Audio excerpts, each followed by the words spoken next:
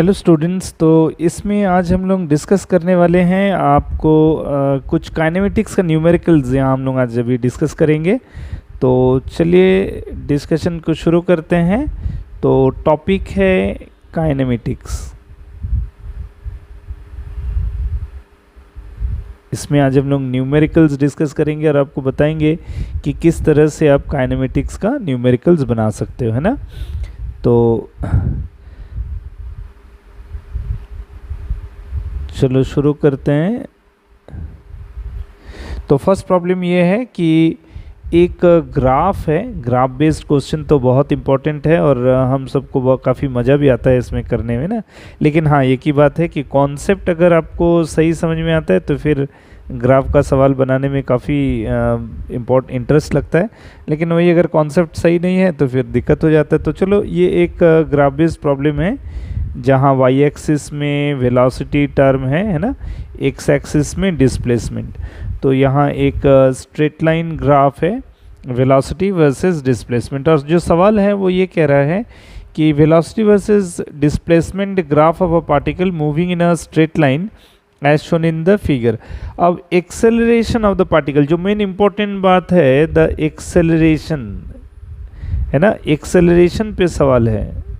तो उसी पे कुछ ऑप्शन है तो हम लोग देख लेते हैं। ऑप्शन ए, एक्सेलरेशन इज, पहला ऑप्शन कह रहा है कि एक्सेलरेशन इज कांस्टेंट, है ना।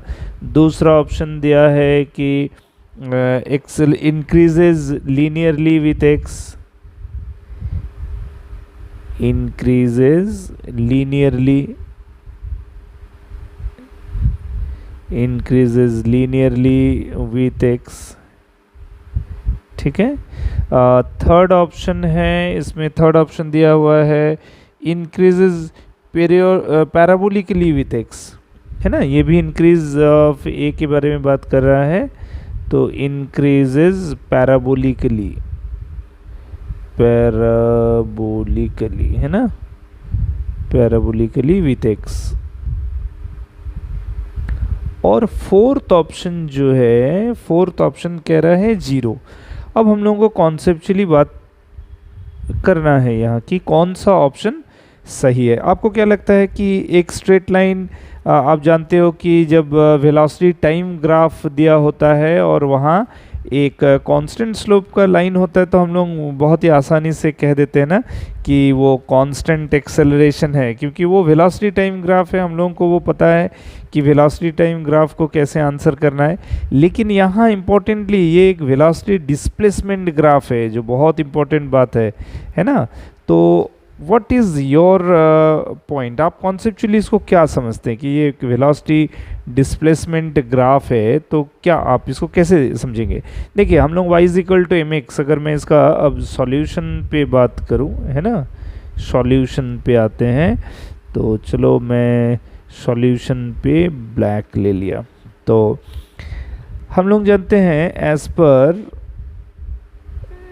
पर y is equal to m x, अगर मैं y is equal to m x plus c के बारे में बात करूं तो definitely y is equal to m x plus c का मतलब होता है जब कभी हम कोई लाइन ऐसे एक पॉजिटिव y इंटरसेप्ट के साथ ड्रॉ करते हैं तो ये c होता है। इसका ये जो थीटा एंगल बनता है, अगर हमारा ये y एक्सिस है, ये x एक्सिस है, ठीक है ना, ये y एक्सिस और ये x एक्सिस है, तो हम लोग इसको लिख देते हैं y is equal to m x plus c, ठीक है ना, y is equal to m x plus c.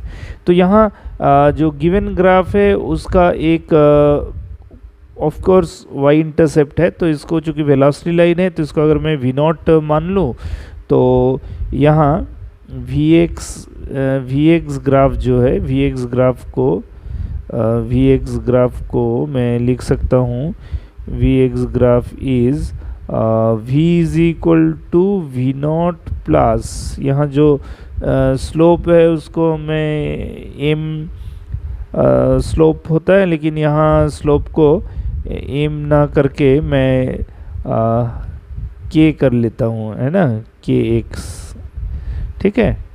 तो k हो गया यहाँ स्लोप को रिप्रेजेंट करें, v is equal to v naught plus k x.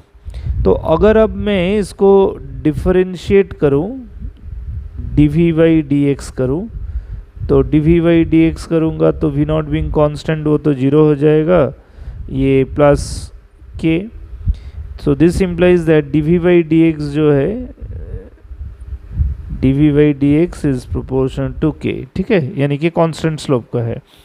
तो इसी dv बाई dx को अगर हमें एक्सेलरेशन चूँकि पूछा जा रहा है तो क्या हम लोग इसको ऐसे लिख सकते हैं, इसको अगर मैं dv बाई dt इनटू है ना dt बाई dx अगर कर दूं, ठीक है, तो that is equal to k, जहाँ dv बाई dt को हम a लिख सकते हैं, so this implies that it is a, और ये जो है dx बाई dt v हो जाएगा, यानी कि this is a is equal to v k, मैंने स्टेप जंप कर गया थोड़ा, ठीक है ना, a is equal to v k. तो ये जो है k तो स्लोप है और a का जो as a function of x मेरे को पूछा है ना, तो अब जो v का रिलेशन है उसको अगर मैं यहाँ डाल दूँ तो वो हो जाएगा v not plus k x that in to के, ठीक है। तो अल्टीमेटली क्या हो गया, इसका मतलब ये हो गया कि a बराबर जो है that is equal to v naught k, ये तो कांस्टेंट है, और प्लस के स्क्वायर एक्स। तो यस इट इज़ लीनियरली, यानी कि लीनियरली इंक्रीजिंग विथ एक्स, है ना, लीनियर पावर हो गया। देखो a का जो रिलेशन है वो लीनियरली x के साथ आ गया, तो यहाँ क्या क्लियर हो गया कि a is linearly increasing with x, यानी कि जो एक्सेलरेशन का पूछा है इंक्रीजेज लीनियरली विथ x, तो ये ऑप्शन बी जो है वो इसका करेक्ट आंसर हो गया, ठीक है। उम्मीद करता हूँ कि आपको समझ में आया। अगर आपको इंटरेस्ट लगा ये वीडियो तो वीडियो को लाइक करें, शेयर करें, और चैनल को अगर सब्सक्राइब नहीं किए हैं तो डेफिनेटली सब्सक्राइब कर लीजिए। इस तरह का और भी बहुत इंटरेस्टिंग वीडियोस मैं रेगुलरली आपके लिए लाने वाला हूँ। ऑलरेडी काफ़ी वीडियोस बना रहा हूँ आपके लिए रेगुलरली, और उम्मीद करता हूँ कि आने वाले समय में और भी कहीं ज़्यादा आपके लिए मेहनत कर पाऊँगा। Okay, so thank you.